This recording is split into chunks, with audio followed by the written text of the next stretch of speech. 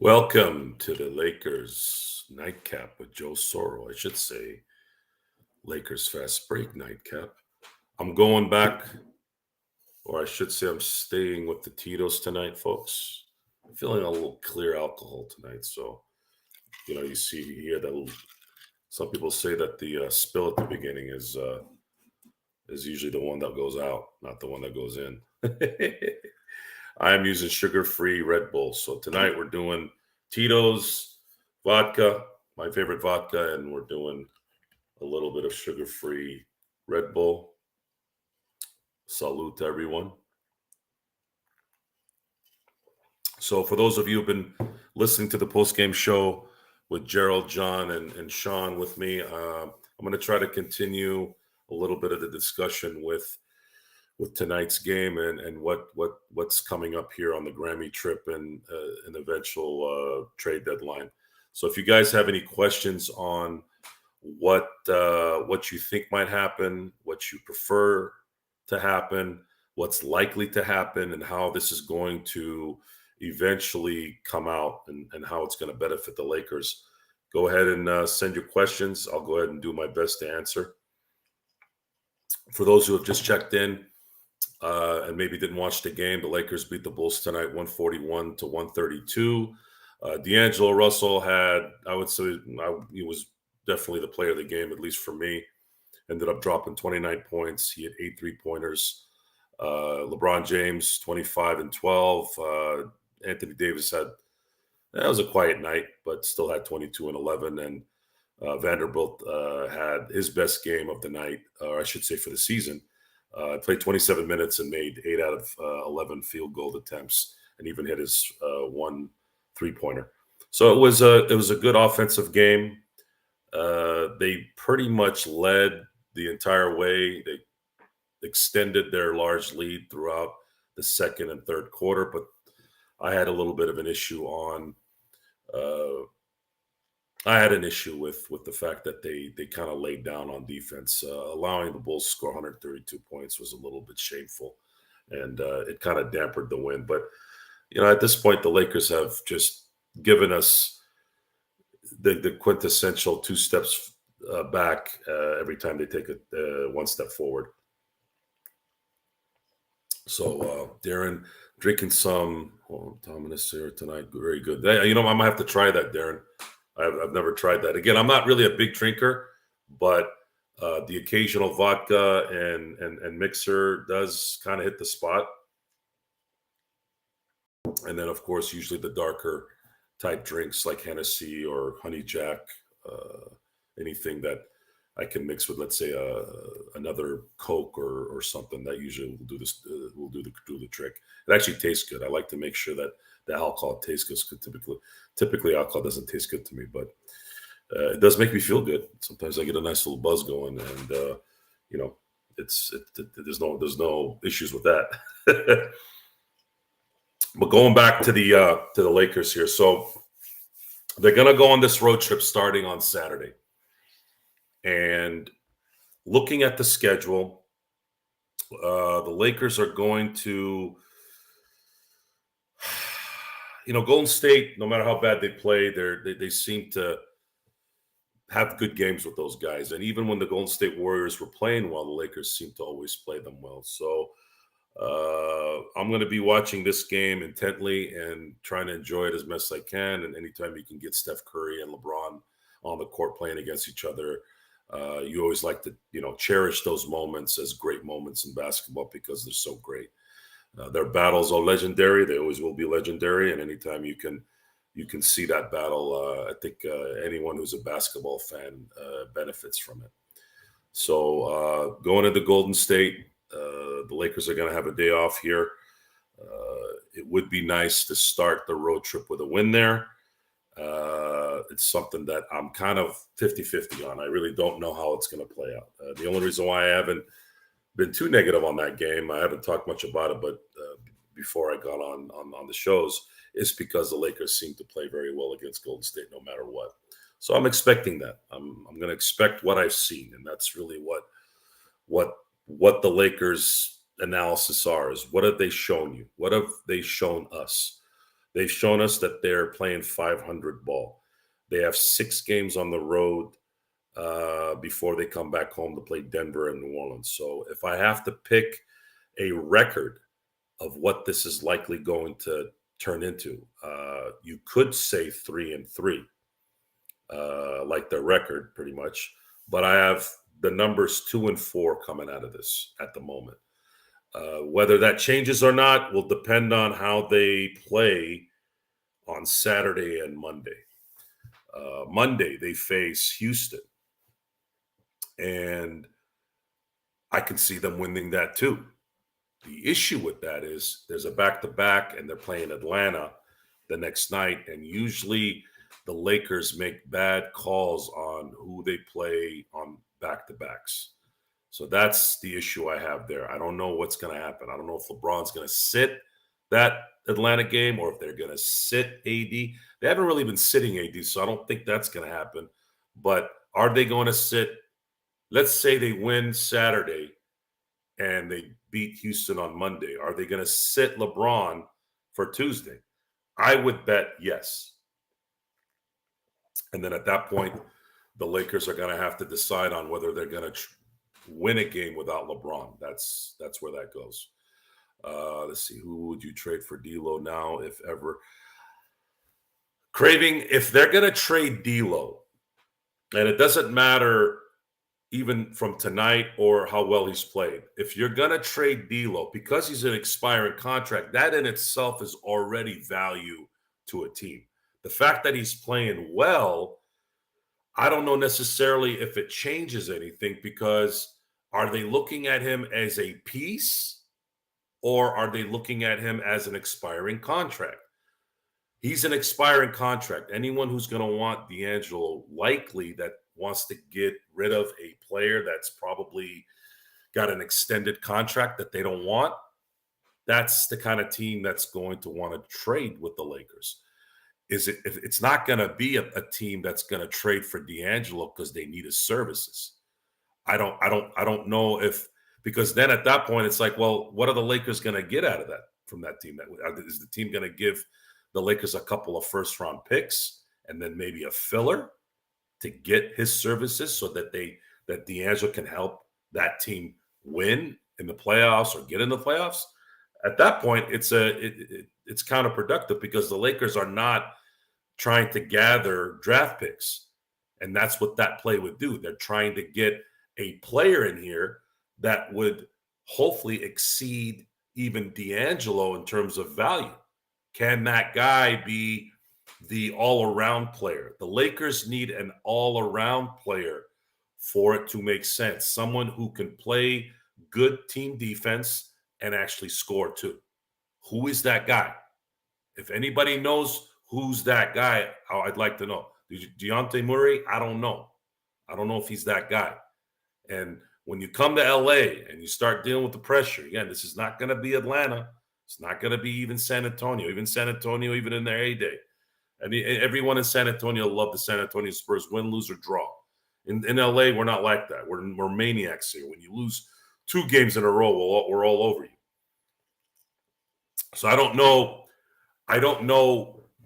what that player would do. What player could do the 2 things that we need, which is play consistent defense in an area where the Lakers have been dreadful on. I mean, dreadful. The Lakers, when they have Taurean Prince, D'Angelo Russell, and Austin Reeves in the lineup, their defense suffers greatly. And on top of that, the coaching doesn't put those guys in positions to succeed just a little bit or to maintain a little bit. So you have this storm of just bad physical play that Dawson Reeves and D'Angelo can't help. And on top of that, the Darvin Ham has an inability to mask it as best he can and create a diversion from it. He just can't. He just doesn't have the system or the coaching ability to do that. So that's kind of where I'm looking at on that. Can we get Mitchell out of him? Will he move the needle? Are you talking about Donovan Mitchell, Craig?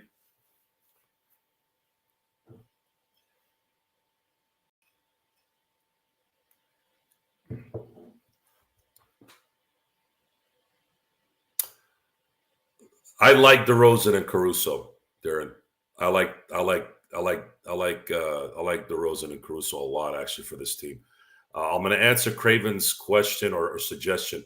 So Donovan Mitchell, looking at his setup in Cleveland, and Cleveland is playing well enough to where they're pretty high in the standings here. What are they sitting at right now? Fifth. The question there is, why would Cleveland make that trade?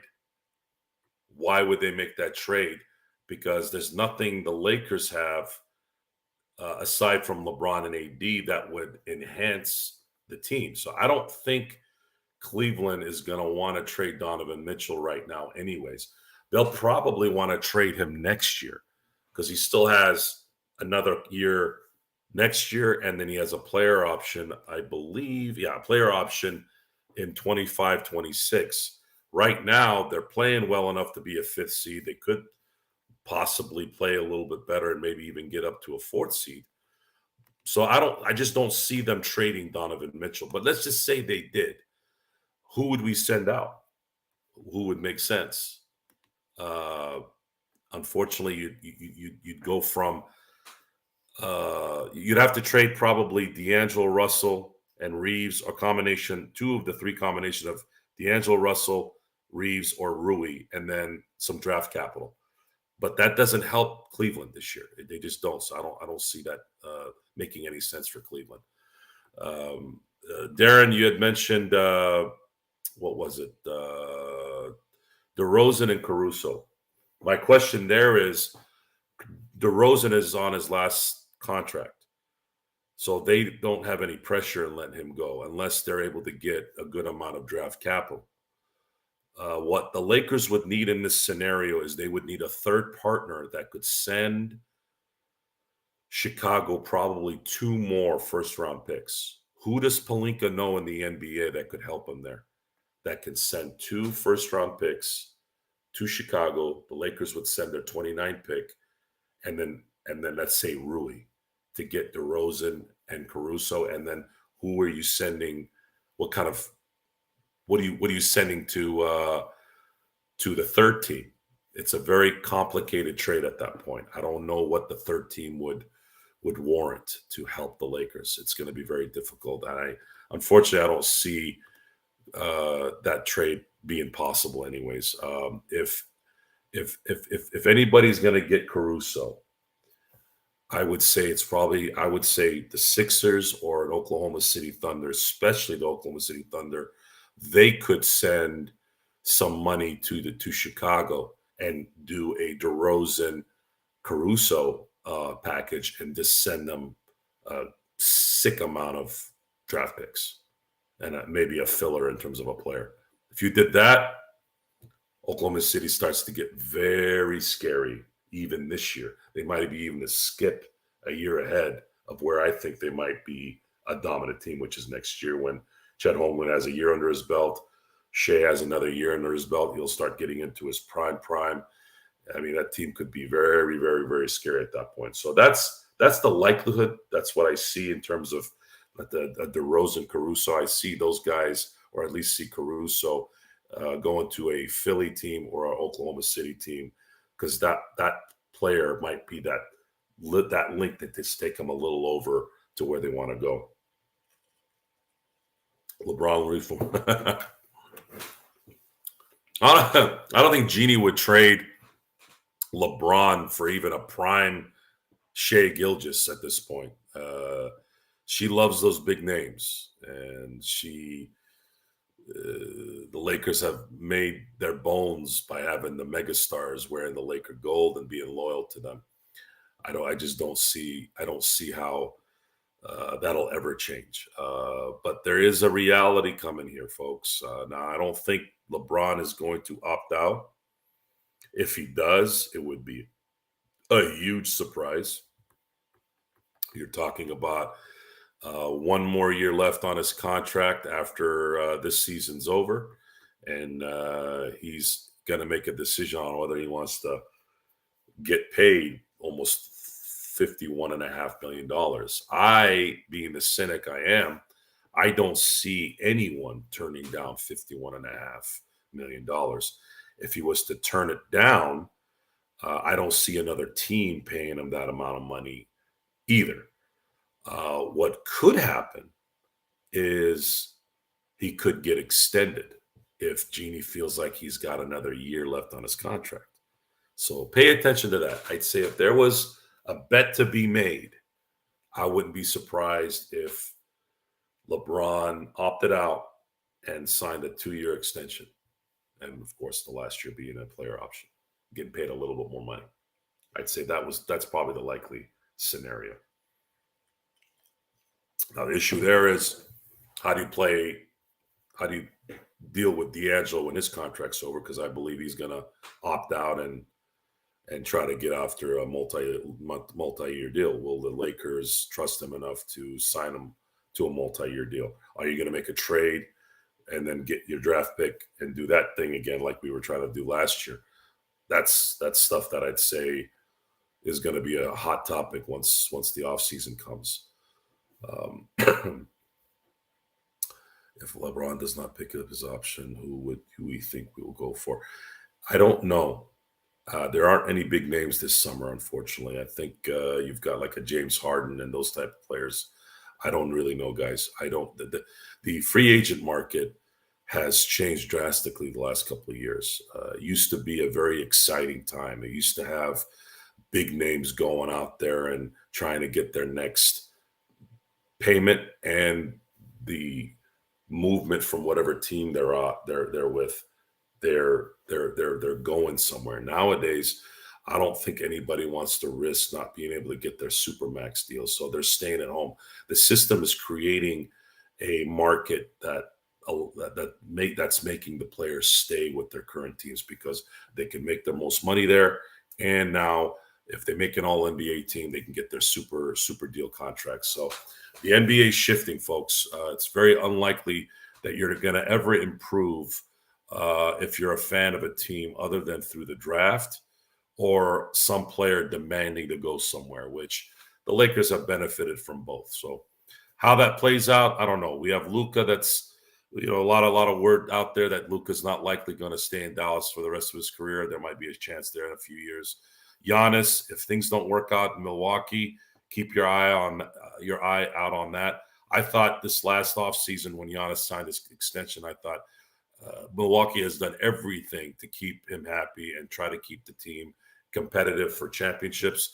But I can see Giannis turning a little bit here from his normal demeanor. He's becoming a little bit more sinister.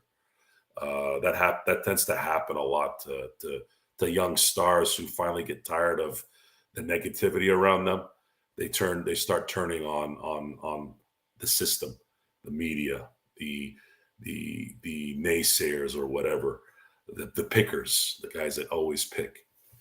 And if, let's say, Milwaukee completely blows it this year, and then blows it again next year, I wouldn't be surprised if Giannis starts chirping at the front office and saying, "Look, I think I need a new start, guys. Can you send me somewhere?"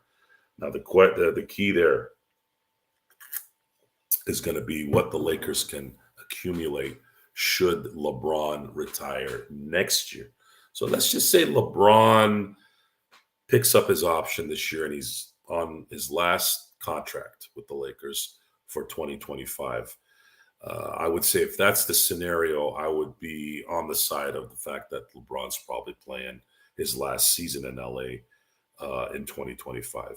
How the competition works from there, that'll depend on how this season ends and how they replenish this summer using the MLE, trading players, acquiring players. Those things can obviously those are things we can discuss obviously in the next 6 months. That's a great question, Craven. You've been asking great questions. I think he's going to be the face of the NBA by default.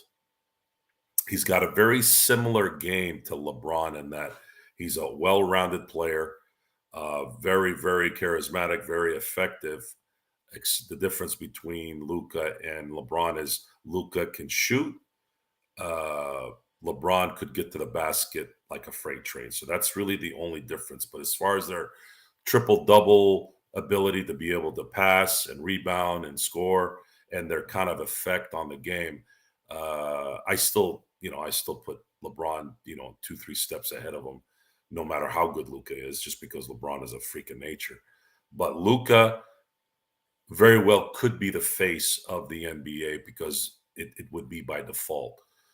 Luca has an easier name to say. I know that sounds stupid, but names sometimes can be a deterrent. I think a lot of the problems in hockey and why America, there was a time where America embraced hockey, but the reason why the last, let's say, 20 years where they haven't is because there's just too much foreign entities in it.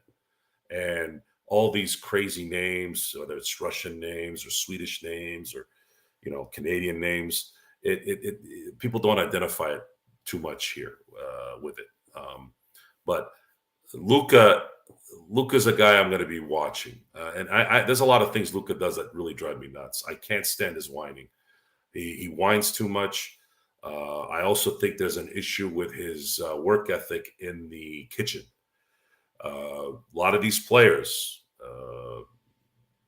in terms of their ability. Guys like Tracy McGrady, guys like Vince Carter, guys like AI, guys that were freaks of nature and were Hall of Famers.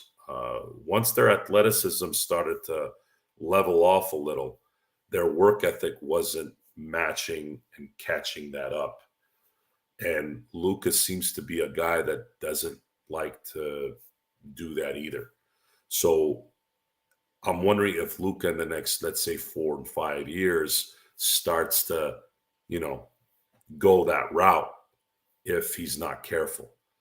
If I'm his manager and I'm his agent or I'm his nutritionist or whatever, or if I'm Dallas, I'm pressing him pretty hard to start focusing on his diet and his lifestyle in the kitchen. Otherwise, he's gonna find himself deteriorating much, much quicker and before he should.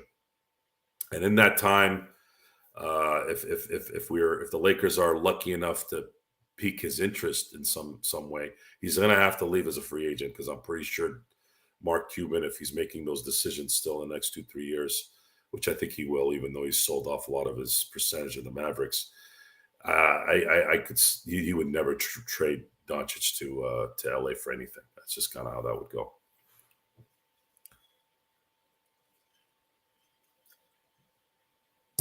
Paying $5,000 to the first 5 to hit me up now with extra cash because I feel people still going through hard times. Bless y'all. I don't know what that means, Facebook user. That sounds like a fishy thing. But if you mean it, hey, congratulations. Thank you for taking care of everybody. But I'm a cynical man. I think that's hogwash. Keep D'Lo great player. Well, we're prisoners of the moment right now, folks. D'Angelo's having a couple weeks here, folks. He's having a couple weeks, but the true tests are going to be coming here. And while I'm not expecting him to drop 8 threes in a game every night, what I do expect is if he's got open shots and he's making them, it's going to make the Lakers a lot easier. It's going to make things a lot easier for the Lakers to be effective game in and game out. Is Jokic a pretentious stoic about basketball? Yes, he is. Absolutely. However, it doesn't matter because his results overlap that. And it's just that's the reality of it. It is annoying, but it's not as annoying as Luka Doncic kicking out a fan for saying you need to get on a treadmill. I think if I was the ref in that game and I had Luka coming to me saying, "Hey, you need to kick that guy out because he hurt my feelings," I probably would have done one of these and just kind of looked him up and down and like, really? I'm not kicking that fan out. Get your ass on the other side of the floor. Pay attention to the game. Yeah, Jokic. I think the thing with Jokic is he does not like to be famous. He he has a little bit of Larry Bird in him. I'd say pretentious because we're in this particular era, this particular culture. It's pretentious, but it's actually not. It's actually he just wants to come to work and leave. He doesn't want to be bothered.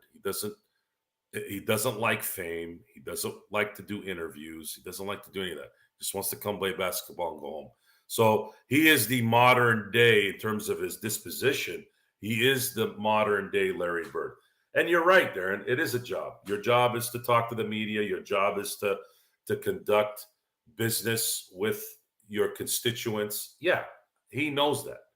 But we can't expect him to like it. I think that's kind of unfair if you do that. And I really don't fault him, honestly. I don't. I don't think there's anything Jokic has done where I'm like, come on, Jokic, really? It's just, that's just who he is. And for me, you can't. I don't know how you could. What are you going to do? Disagree with it? Okay, disagree with it. But the guy don't like to be famous. He doesn't want to be famous. And in a culture of attention whores, it's kind of refreshing, actually. It's kind of nice to see someone that's as great as he is, and a guy that's actually starting to creep up into some pretty amazing, areas in terms of his position. Yeah, as long as he's effective on the court, I don't think it should matter whether he likes the media or fans or not. I think that's an admirable thing in a lot of ways. If Jordan was like Jokic, will he be famous as he is now? Larry Bird was famous. Larry Bird was famous being a jerk to the media. Was it McMillan? I forgot her first name. What was her name? She was a beat writer for, I think, the Boston Globe Sports. Jackie McMullen. Jackie McMullen would say, especially towards the end of Larry Bird's tenure in Boston, after he tore up his Achilles, I think it was in '88. She said that Larry Bird was very ornery, very. And he was already naturally an ornery guy, but his back issues and his legs kind of given out on him those last 3-4 years. She said it was very difficult to talk to Larry Bird. And even through that, no one ever looked at Bird in any other way other than being a legend. But in this day and age, there's enough people to kind of, I guess, cover for that, right? You don't really need to see Jokic being this holding babies and kissing babies thing. I don't think you need to see that these days. There's plenty other jokesters out there that want the attention, and this particular era of young people will watch those people versus people who are stuck on Magic, Larry Bird, and Jordan only. Because if you talk to anybody during that era, very few players garnered the attention of those three guys at the time. I mean, you had Hakeem, you had Isaiah, but I still knew people that were just, out. I knew people then that didn't know who the hell Isaiah Thomas was, didn't know who Hakeem Olajuwon was. But everyone, the general audience, knew who Larry Bird was. They knew who Magic was, and they knew who Michael Jordan was. Nike. I'm going to be. My observation of the Nike Jordan thing is Jordan made Nike. It's Jordan that made Nike. And he had reiterated it on The Last Dance, where, if he was just some schmo who was averaging 2 points and 2 rebounds a game, nothing would have happened on that side of his business. But because he was a freak, again, when you look at Michael Jordan at that time, no one did what Michael Jordan did. He had Dominique Wilkins, who had a freakish athletic game, but Michael Jordan played with a elegance that just what hadn't been seen up until that point. He could dunk over you. He had a sweet jumper. He could hit free throws. He won you games. He was charismatic. He was that guy. And that guy is what catapulted Nike catapulted the fandom to the NBA. It was just that it was him. It was him understanding that he was a particular entity that people gravitated to because he was this guy who put on a show, and he did it on purpose, and he made sure he was there every night to do it, and people appreciated that. Imagine if he was with Adidas. Well, he wanted to be with Adidas, Craving. He wanted to be with Adidas. He told his mother, I don't want to go to Nike, because Nike had solicited him to come listen to their pitch. And he said, no, I want to go to Adidas. And then his mother talked him into going to Nike. See, guys, always listen to your mom, man. I know, God rest her soul, my mother, man, I swear, the older I get, the more I realize she was never wrong about anything. So Jordan listened to mom, and as they say, the rest was history. And Nike doesn't become what it becomes without Jordan being the added horsepower that they needed to kind of start going into that stratosphere that they've owned for the last 30 years. It was Jordan, and then Bo Jackson took it to another level for a few years. And then, of course, Tiger showed up in 1997, and then things went the way they went. Dominic would come flying in from, and you got to put back. Yeah, Dominique was that era's Vince Carter. That's the comparison I use for Dominique Wilkins. He was a freakish athlete, can jump out the building, but his game didn't translate to consistent winning. He wasn't necessarily known as a defender. See, Jordan in 1988 won the Defensive Player of the Year award and the MVP, and the scoring title. He was Jordan. There was no weaknesses in Jordan's game. I mean, there just wasn't. So when you put somebody that doesn't have any weaknesses, and at the same time has a good look to him, is charismatic, understands that how to interact with the public in a manner of getting their attention and them wanting to spend money to watch you. Yeah, he was the perfect showman at that point. Heck, even Tiger Woods, now that I brought him up, Tiger Woods was more like Jokic. He was more like Bird. Tiger hated being famous. He wanted to reap the benefits of the money, but he didn't like the fame. He didn't like being around people. But he was so good, it didn't matter. So that's kind of the story there. But going back to this road trip for the Lakers, the Lakers are gonna this next 8 games. It's not just the 6 games on the road. They're coming back home, and they're playing 2 really, really, really, really good teams, Denver and New Orleans. So this next 8 games is going to be crucial for them. If they come back to LA 3-3, it's status quo. And then, of course, if they beat, let's say, Denver, and they lose to New Orleans, or vice versa, they're looking at a 4-4 record after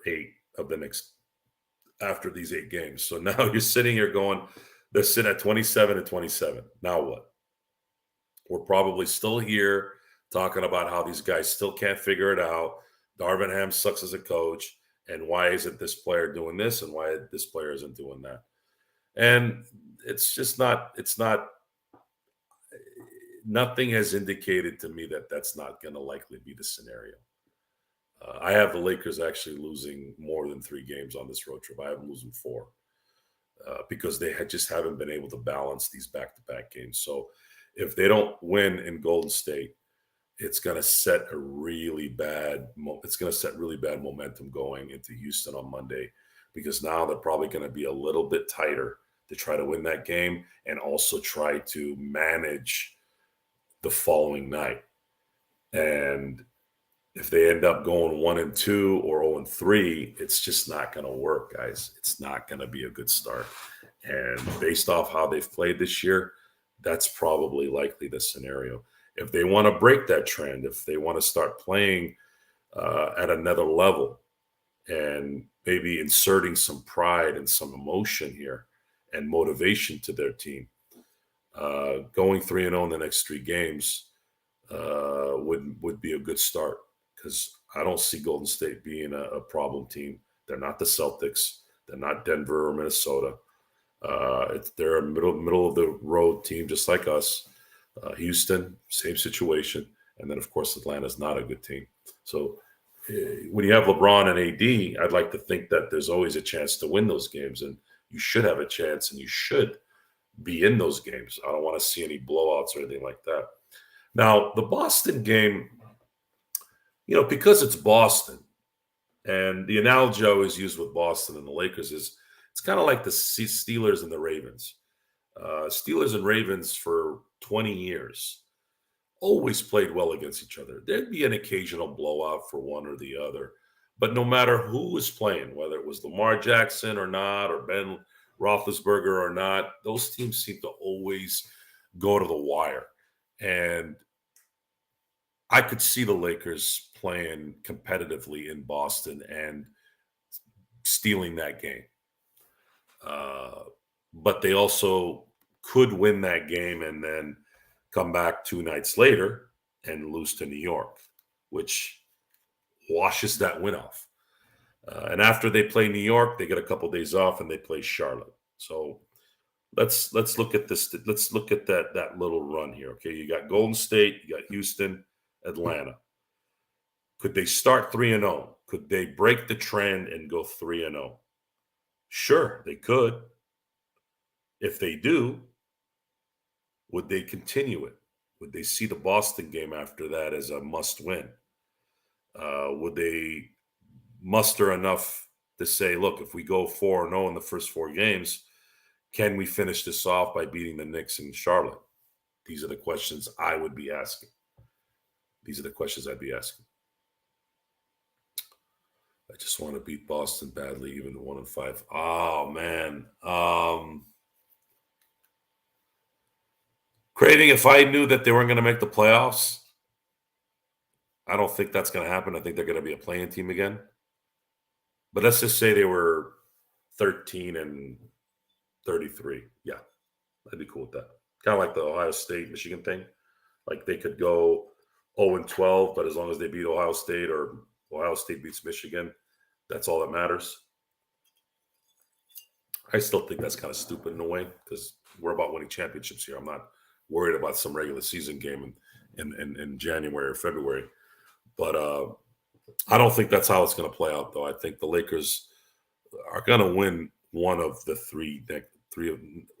next 3 games in some way. And I think if they're going to win the second one, I think they could beat Boston just from sheer focus on that particular team, and then maybe probably lose to New York, and then maybe squeak out a Charlotte game, which again takes them to 3-3.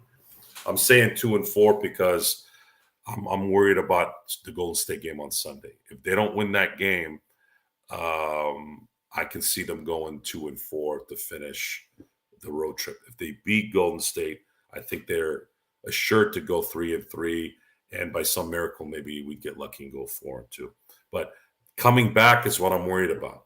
When they get back, they're playing a back-to-back, Denver and New Orleans, and that right there, I'm worried about. That's kind of the game I'm thinking about, or that stretch I'm thinking about right now, and how they manage it. Yeah, Drew Holiday made Boston good in terms of the defense. It's almost like they got a replacement for Marcus Smart, even though they got Porzingis. Porzingis injured his ankle today, but I heard it wasn't too bad. They said if it was a playoff type game, he would have come back. But they smoked Miami in Miami. Boston is going to be a problem this year, folks. This isn't Boston from the last couple of years. If Porzingis stays healthy, that's going to be a problem, especially with them getting Drew Holiday. Drew Holiday almost covers Marcus Smart's defense. Maybe not as good now. You can't say that considering Marcus Smart's the defensive player of the year. But enough to cover and then still have better offense than Marcus Smart. But then you also have the big guy down low. So there's going to be an interesting focus for Laker fans here in the next 2 months. Are we going to have to worry about the Boston Celtics making a run? Because that's the problem right now, in my feeling, is Boston going to screw everything up on top of the fact that the Lakers are screwed up? If they go on and win 18, now we're in really, really, really deep trouble as a fan base, because you're going to need 2 more championships again to get past Boston. And what is the likelihood that the Lakers are going to win a championship anytime soon? At this point, something's going to happen with a superstar to come play with AD in the next year or two for that to be a reality. But what happens there? We're going to have to find out.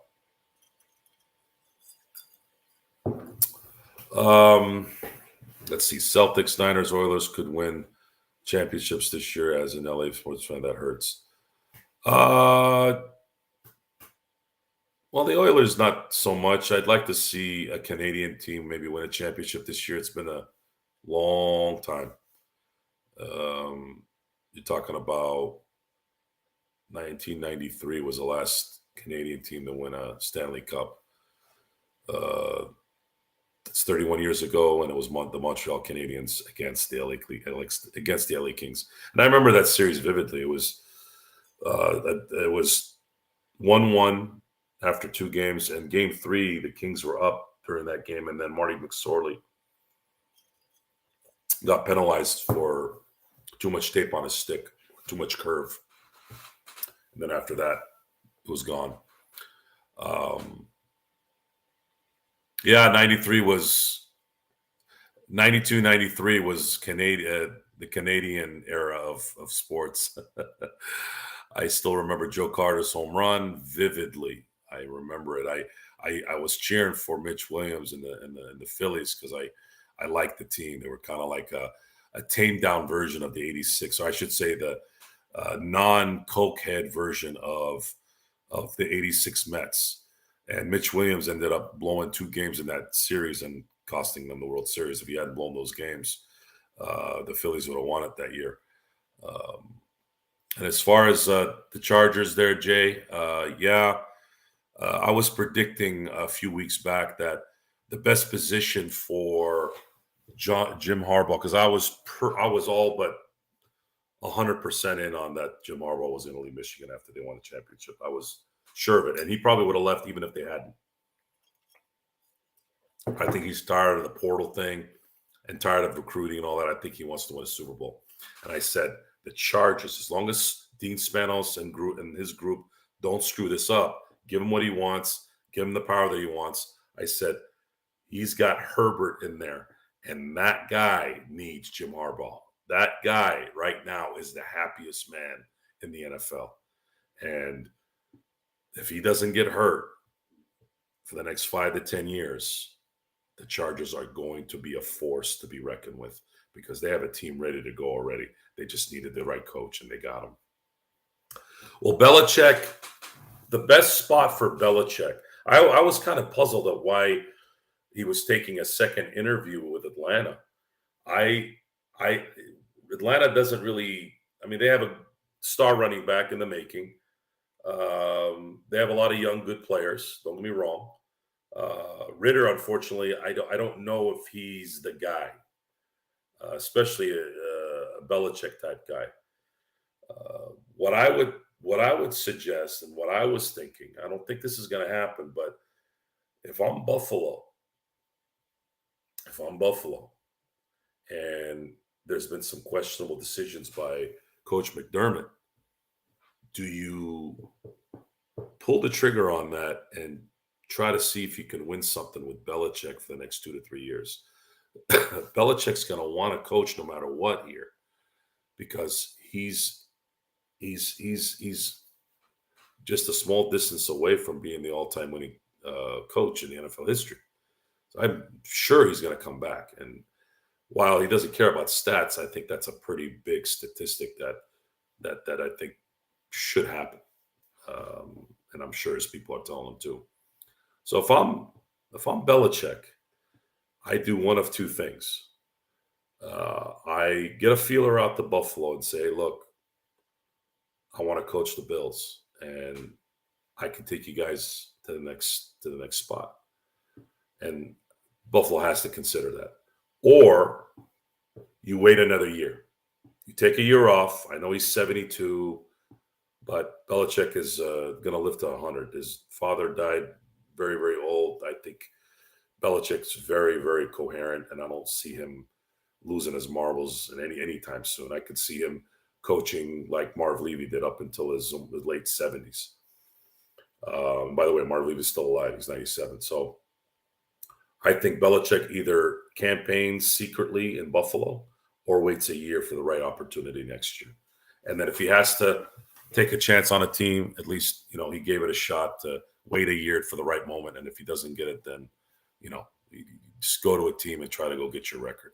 But I'm pretty sure that Bill Belichick wants to win a Super Bowl because he's hearing the talk about how Tom Brady is the sole reason why he was good, which there's some truth to that. Again, it's a player's game, guys. A coach is only as good as the tools he has. But I think what he maybe didn't understand towards the end was Tom Brady was the greatest eraser of mistakes from a team that probably ever played in the NFL. When you talk about the greatest quarterback, when you talk about the greatest player, I don't look at the NFL. I don't look at any player being the greatest. It's impossible to make that judgment, especially in football. There's too many different positions. You're not going to put Anthony Munoz in that category of greatest football player, right? Anthony Munoz blocked. That's what he did, and he did it very well. How are you going to compare his game to Jerry Rice's game? How are you going to compare Jerry Rice's game to Tom Brady? You can't. You can say he's the greatest quarterback of all time, but at the same time, it's like, well, the rules were heavily in favor of allowing him to play as long as he did. If Tom Brady comes in 5 years earlier, he's probably beat up after 10 years at that point. And that's a reality. So comparing it's just not, for football, it's very, very difficult. You have 11 guys on offense, 11 on defense. In my book, you can't. But Brady was the greatest eraser of mistakes ever. If your defense made a mistake, if somebody turned the ball over on offense, you could always depend on Brady coming back on the next series and driving the team down and scoring, or he would just put the fear of God in you and you didn't know what to do with yourself. The only guy that I've seen do that recently is Patrick Mahomes. I don't see that in Lamar Jackson. I don't see that in Brock Purdy. I don't see that in a Jared Goff. I don't see that in Josh Allen. It's Patrick Mahomes. And until somebody puts a stake in that guy's heart, I'm always going to say that guy's the guy who's going to win probably. So that's Belichick's future right now, is he's going to try to find at least a team, if he's smart, that has a franchise quarterback that's seasoned that way. He can just pay attention to what he's good at and then just coach up that quarterback enough to where, that team will be able to do the smart things that we all know he's good at. And if he wins a Super Bowl, then that discussion becomes a talking point again. Craving, no, I don't think Dak Prescott is overrated. Matter of fact, I have immense respect for Dak Prescott. That guy gets abused and abused and abused year in and year out due to the inefficiency of his boss. His boss, Jerry Jones, for the last 28 years and counting, has been an absolute detriment to the Dallas Cowboys in terms of winning.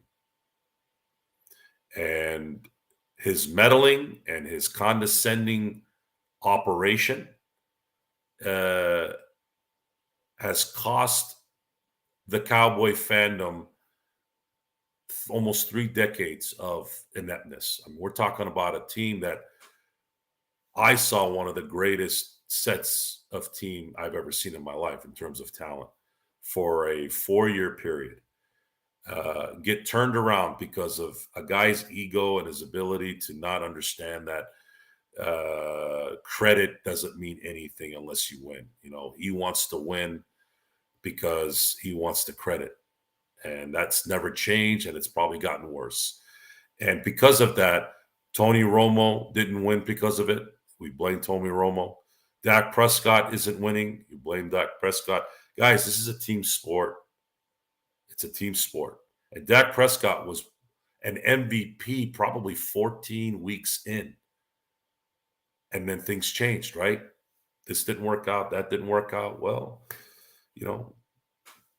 there's a mentality that's not there, and it never seems to be there. And it starts from the top to the bottom. And Dak Prescott, in my book, has been a big professional in all of it. And I'm a Steeler fan. I'm not supposed to like the Cowboys, but I do have a lot of respect for Dak Prescott. And I think when you look at what options they have, who are you going to get that's going to be better? What are you going to do? Trade him for a couple first-round picks and then go get Kirk Cousins? What are you going to do? How are you going to find a better quarterback than Dak Prescott? What the Cowboys need to do is they need to find a way to take the pre-senile owner out of the way and bring some football people in here that can focus on getting the right coach to coaching up this team the right way. It won't happen. It won't happen as long as Jerry Jones is there. When Jerry Jones is gone, there might be a chance that things change.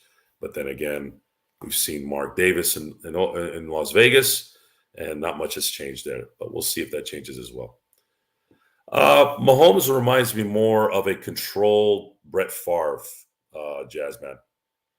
And that's the scariest quarterback on the planet. I said that the first year he started at Kansas City. I said, this guy is a Brett Favre with discipline. And that, in my book, is the greatest physical quarterback you could have. And he's shown it.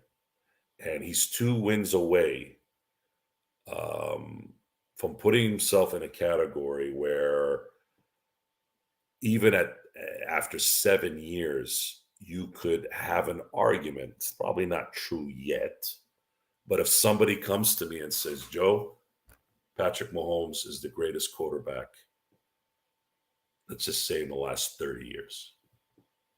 And I'd be like, you have an argument. You have an argument. Physical, mental, constant change. He loses Ty Hill. He's got a bunch of 1 and 2 year receivers. Kelsey's kind of, gone down a couple levels, still effective, but he's gone down a couple levels. The defense is a little bit better this year than it had been in the past, so that helped them. But either way, Patrick Mahomes has it. He has it. And when you have it, you can never bet against that guy. And until you see him lose, you always assume that he's going to come out at the end because he usually does. Jerry Jones wants to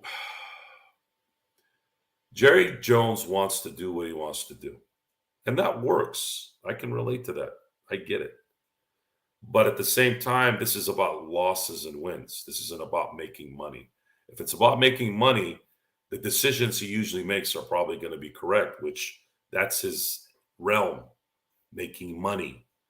What isn't his realm is conducting a football team, knowing the intricacies of as crazy as that sounds, he's owned the Cowboys since 1988, 89.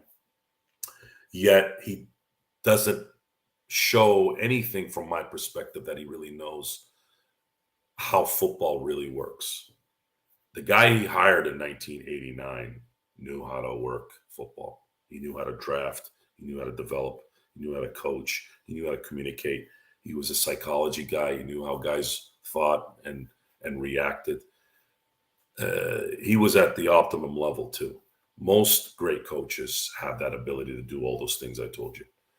And Jerry Jones has too much of a inferiority complex to be that guy. He needs the pat on the back. And when a grown man, especially someone as powerful as Jerry Jones, acts like a petulant child in needing credit, it's sad. It's sad, and Cowboy Nation and Cowboy fandom, whatever the hell they call themselves, they're the ones that have to suffer through this because they're not walking away. They're not going anywhere. Every year, the value of the Cowboys goes up, and that's due to all you Cowboy fans who continue to watch this team not be able to reach a conference final in 28 years now. So coming from a Steeler fan and a competitive side, you guys can go ahead and keep eating that Jerry Jones sandwich, because for us, from a competitive standpoint, we like what Jerry's doing. But from a objective standpoint, absolute disaster. He's been a disaster since Jimmy Johnson left. That little, Super Bowl he won after Jimmy left, that was what I call the fool's gold, because that was Jimmy's team. Barry Switzer won with Jimmy's team, kind of like how Mike Tomlin won with Bill Cowher's teams, with the Super Bowl twice with Bill Cowher's players. As soon as he was able to start getting his own players, that's when things went down. Results, baby, results. We are in the results business. So any smart person in sports, especially in sports, because sports is different than regular business. If business is about winning, then you need to prove that that's your number one priority. And if it's not, because you're stubborn to hire the right people or to make the right decisions, then you're not really serious about winning. You care about yourself. And that's Jerry Jones to a T. It's hard not to say Brady isn't the best, coming from a lifelong Joe Montana fan. Petting my cat, a lot of comparisons to Joe Montana, although they were completely different players. Joe Montana was actually an athletic quarterback. He could run. I thought he had a more accurate football delivery, but that's kind of how the West Coast offense was. You had to get that ball delivered perfectly on those slants to Jerry Rice and John Taylor, whereas Tom Brady was more dink and dunk, and then every once in a while he'd throw it deep when the Patriots gave him somebody to throw it to, which was really only a couple times. He had Randy Moss, and then on occasion, somebody like a Jacoby Meyer. That's it. But the eras mattered, folks. Joe Montana got the ever-living you-know-what beat out of him. And he still played 16 seasons. Granted, I think a couple of those seasons he was injured. So he played 14 seasons of actual football. And he played it in an era where he got the you-know-what beat out of him. If he had played 22 years and had Bill Walsh for 20 of those years, I would say there's a very good chance that Joe Montana would have, and it was protected like the NFL is now.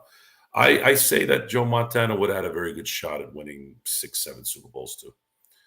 Making money is winning tight. What's weird about the making money part, that everybody in the NFL makes money in terms of the owners. How much more money does Jerry Jones want? I don't think it's about the money with Jerry Jones at this point, or even back then. It's about the patting of the back. He is chasing that rabbit of, I don't need this guy. I can do it. I can do it. I can do it. But you can't. You're not doing it. 28 years later, don't you think after 10 years you would have started saying, man, I gotta change this back up? But he hasn't. 28 years, guys. You're talking about, there is a Dallas Cowboy fan that's 28 years old that grew up in a Cowboy family. And this is America's team. This is the most valued team on the planet. Yet they have never seen the Cowboys in an NFC championship game. The historic team. That's Jerry Jones for you, baby. Keep up the good work, Jerry, by the way. I just feel bad for Dak. I think Dak should request to get traded somewhere else. I take him at Pittsburgh. I think we could definitely use him. And if Belichick didn't bench Malcolm Butler against the Eagles, Brady would have 8 rings. I don't know if that's necessarily true. And I'll tell you why. Philly won that Super Bowl because Doug Peterson, hit on every trick play and every risk play, which no one would have expected. That Super Bowl was won by Doug Peterson risking and chancing at the right moments, and his players executed it at the right moment. If one of those situations doesn't go through, the New England Patriots win the Super Bowl. I mean, they had to play perfect, and they did. Philly played about as perfect a football game as they could have, as any team could have played, and that's why they won. Because Brady was probably Brady's best Super Bowl. He passed for over 500 yards. He had one mistake, sack fumble, and that ended up being the difference in the game, right? So the principles, right? We talk about principles. Well, Malcolm Butler screwed up and Bill Belichick stuck to his principles. There's some admiration there. I have some admiration for him there. I don't know if it would have made a difference, guys. I really don't. Does Malcolm Butler snuff out Nick Foles on that trick play at the goal line? I don't know. Malcolm Butler made one amazing play in a Super Bowl a few years earlier that was predicated on the fact that the team practiced that particular play. He made the play. Don't get me wrong; he gets credit for it, but that was prepared by the coaching staff. They put him in the right spot. Something that we talk about a lot with Darvin Ham and the Lakers, and why Darvin Ham suffers in the coaching area because he doesn't know where to put certain players in terms of their right spots where they can succeed. So they're not. I can't say that was the main problem. I can't say that was the problem. I think the problem that night was Philly played the perfect game, and Doug Peterson called the perfect plays at the perfect moments, and his team executed it. Patriots defense couldn't stop the Eagles. That Super Bowl. Brady did throw for over you. Yeah, it's just not. I watched that game. I remember it was like yesterday. Doug Peterson grew a third ball in that game. I couldn't believe the calls he was making, and I couldn't believe they were making them. And I give credit to him. He should have been the MVP. Honestly, I think Doug Peterson should have been the MVP of that Super Bowl. The first coach to win MVP of Super Bowl. Pretty amazing. Pretty amazing. Let's see here. We want to get back to, did I miss anybody else's? Chargers are going to win a Super Bowl before the Cowboys. Jay, if you're still listening, yes. I'd say right now with Jim Harbaugh getting the quarterback that I'm sure he wanted, there's going to be some fireworks in LA. The only thing that sucks is I really, really, really wish the Chargers were still in San Diego. San Diego right now would be popping. LA doesn't deserve this. LA has the Rams. They have the Lakers. They have the Dodgers. I wish San Diego still had the Chargers. I think the games in San Diego were much better to go to. And when the team always had good players, they were always there to support, and the atmosphere was amazing. Dean Spanos just really screwed the city of San Diego. And when they were voting for a new stadium, the citizens of San Diego told them to go eat it. In a lot of ways, it's frustrating that they did do that. But at the same time, when you look at the scenarios with that, we're talking about a city that ended up paying for all the season tickets that weren't covered when they were at the Qualcomm Stadium. So they were paying for seats that weren't filled as an agreement with the city from the Chargers demanding it. And throughout all this, they never seemed to get anything out of it in terms of winning championships or any kind of positivity from that guy. And they finally said, look, we're done. We give up. Get out of here. So We're coming up to the end here on the show, guys. If you have any other questions, go ahead and send them to me right now. But what I'm going to do right now is I'm going to finish off the show with a little more info on what's coming here with the Lakers road Grammy trip road trip. I'm going to go with the pros, and then I'm going to go with the cons. Pros is they're seeing some of the role players like D'Angelo Russell and Vando starting to play well. My hope is that there is an advantage being taken with that. If you've seen that Vando is going to be effective now and is being healthy from that bursitis injury he had at the beginning of the year, and then you have D'Angelo, whose confidence right now is through the roof and hitting shots that are, the kind of shots that the Lakers really need.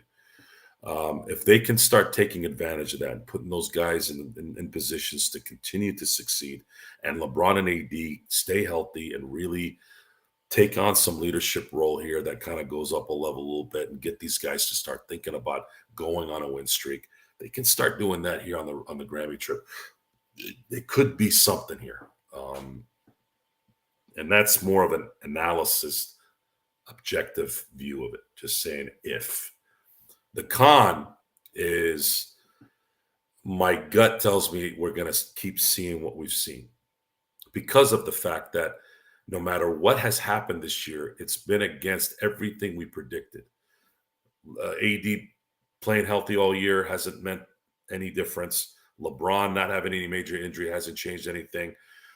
Vando playing well, D'Angelo being the bona fide third option, all these things that we would normally say this is what we need to start winning, it's not happening. It's still win one, lose one, win two, lose two.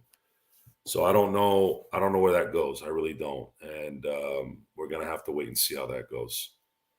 You can start Vando and Prince with Austin off the bench. They're going to have to start Vando if he continues to play well on offense. Because, again, Prince, Austin, and D'Angelo on the defensive side has already shown that they produce all-time GOAT stats. Not greatest of all time stats. I'm talking like the original code for GOAT, like bad. They have to start Vando at some point here. But Vando has to continue to play well on offense. And if he can shoot that corner three at least a couple times a game and make it, that would make a world of difference because we can obviously see his defense is immensely improved compared to Taurean Prince or any of the other guards. And today, I mean, there was even 2 or 3 steals he had a fingernail on. So his anticipation tonight was very good, and it's getting better, it seems. So if the Lakers are to improve, they're going to need Vando to play really well on offense and in terms of his standard. And, of course, we know that his defense is going to be there as long as he's healthy. The offensive part, the reason why it's important there is we have to have that floor spread out. And if you can't get that floor spread out, then it's going to be much harder for spacing for AD and for LeBron to get to the basket. So with that, I want to thank everyone for being here at the Lakers Fast Break Nightcap with Joe Soro. Any questions that you conjure up here after we get off the show, please email us, or you can get on tomorrow. We can talk then. I'm sure we'll have some snack packs tomorrow, and then, of course, Saturday's game as well. If there's other sport questions too, don't hesitate to ask, guys. I know this is a Laker channel, but I'm a sportsman. That's what I do. And the nightcap is supposed to be us relaxing and just kind of shooting the what. And that's what I want this to be. And if you guys are having a drink like I am, salute to all of you. For those of you on the East Coast, thank you for staying up. For those of you who are listening on Apple or on YouTube later today in your car, again, I thank you for taking the time to listen to me. If you guys have any questions, please don't hesitate to ask on YouTube in the comments section or on Apple or, again, on the shows that we have in the future here. Until then, I'll see you next time.